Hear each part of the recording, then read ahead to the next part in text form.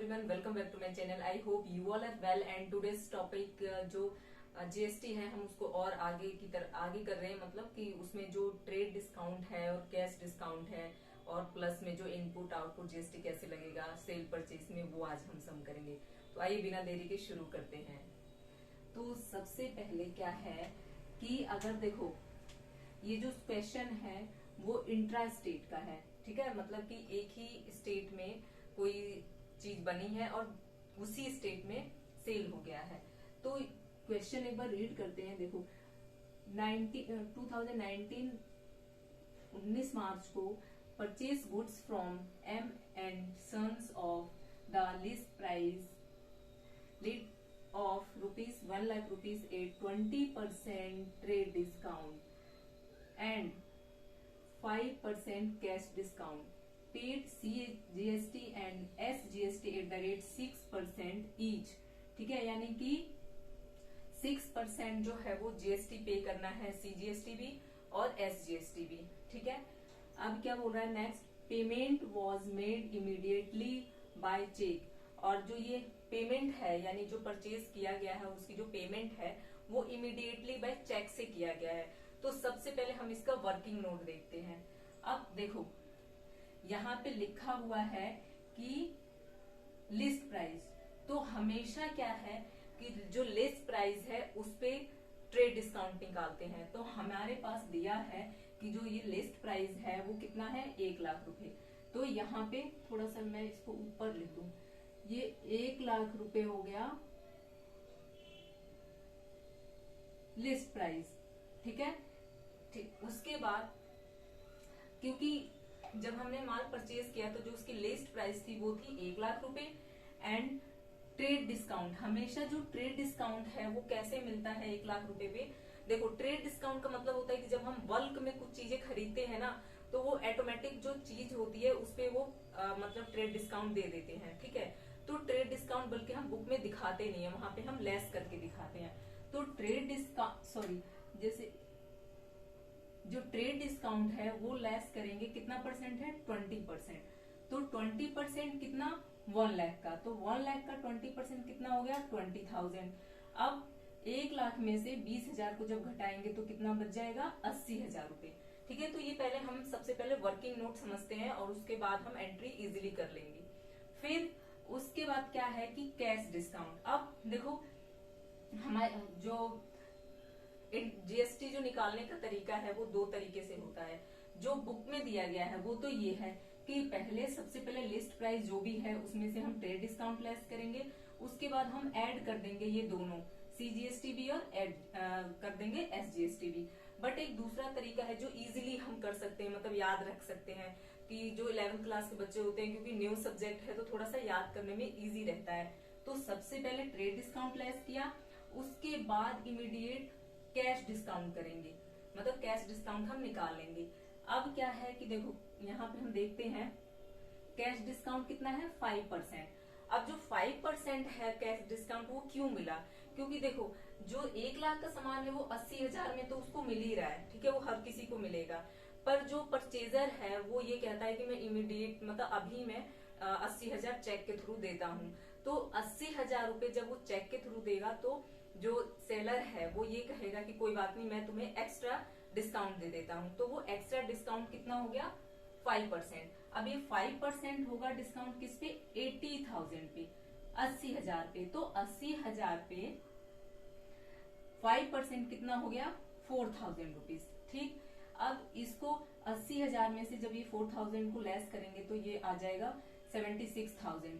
अब जो ये अमाउंट है ये एक्चुअल में उसने दिया है, मतलब पेमेंट किया है, बट इस पे एसजीएसटी भी लगेगा और सीजीएसटी भी लगेगा। क्यों, क्योंकि हम इंट्रा में ही ट्रांजेक्शन कर रहे हैं, सॉरी ट्रांजेक्शन नहीं मतलब हाँ ये कह सकते हैं सेल परचेज कर रहे हैं। तो इस पे सिर्फ इतना ही अमाउंट नहीं देना, इस पे हमें जीएसटी भी पे करना है। अब यहाँ पे बोला है कि 6% एट द रेट 6% ईच, यानी कि सीजीएसटी भी 6% एंड एसजीएसटी भी 6%।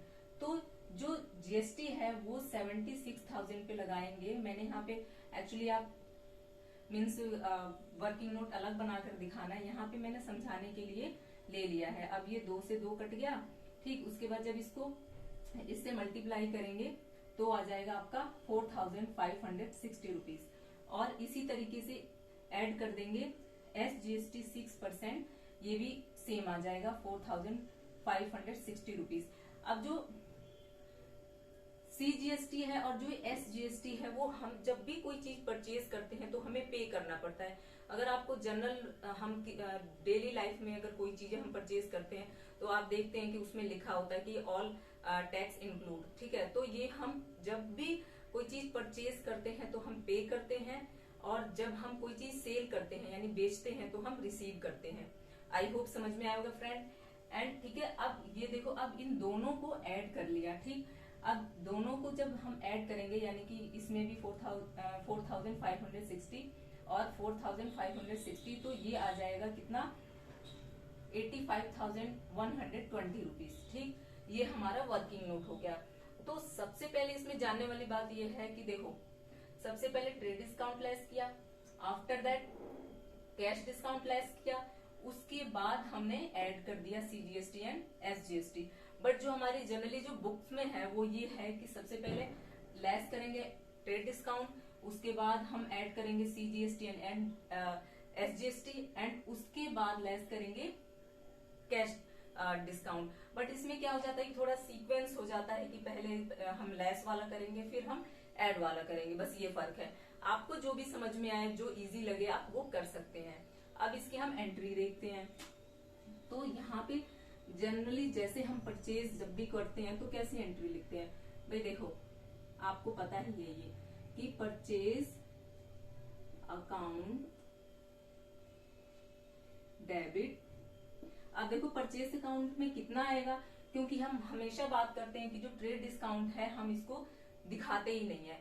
तो हमेशा जो हम परचेज करेंगे तो वो कौन सा अमाउंट दिखाएंगे, 80,000, क्योंकि ये जनरली जो ट्रेड डिस्काउंट है वो मोस्ट ऑफ मिलता ही है सबको, ठीक है। मतलब जो बल्क में खरीदते हैं।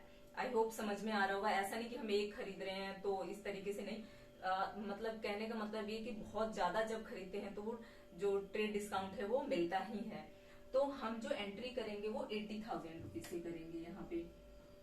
तो यहाँ पे 80,000 हो गया। एंड जब परचेज करेंगे तो आपको पता है कि इनपुट GST लगेगा, input CGST and input SGST। अब कितना है input SGST, account 4,560 rupees, and input IGST 4,560 rupees.